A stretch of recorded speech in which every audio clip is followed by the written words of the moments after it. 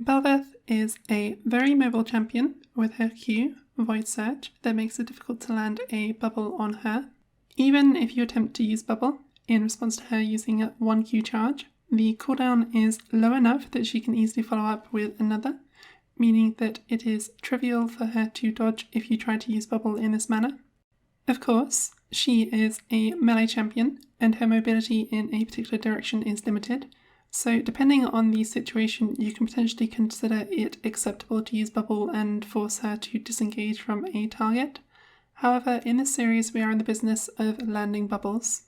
Her W and R have lengthy cast times, and Q can be used to buffer movement after the cast time.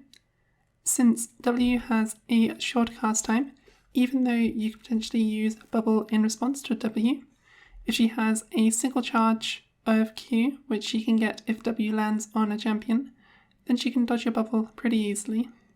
Her R positions her on top of a coral for 1 second, and given this has a small dash to the coral before the cast time, you should generally be able to guarantee a bubble in response to her eating a coral. Even if she buffers a Q to go off after the animation has finished, she should not have enough time to avoid it, and you know exactly where she'll be once you see the coral, which makes this pretty reliable setup. Her E is also a good timing for using bubble, since she channels in place for up to 1.5 seconds. However, she can cancel it with other abilities, normally Q.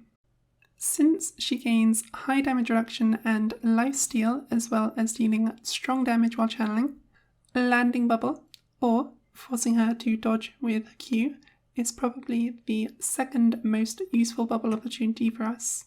She loses all the effects of her E when she ends the channel, and is usually pretty squishy without them. So, in summary, the best time to use bubble against Bel'Veth is to punish her for going for a void coral, but if she is not level 6, or no one on your team seems in danger of dying and spawning a coral, attempting to disrupt her E is also good as long as you are ready for it to be dodged. W is a desperation bubble, and Q is a no-go. I hope this was helpful, and that you have a nice day.